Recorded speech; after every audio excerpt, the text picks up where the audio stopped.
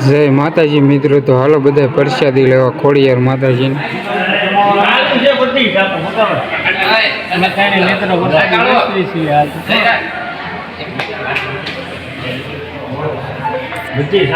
આ મારો ભાઈબંધ છે, પ્રસાદ પીરવવામાં ઊભો રાખી દીધો છે એને. આ છે મારો ભાઈબંધ ભરત, એને પીરવવામાં ઊભો રાખી દીધો છે. તો મિત્રો પ્રસાદી લેવાનું ચાલુ કરી દીધું છે.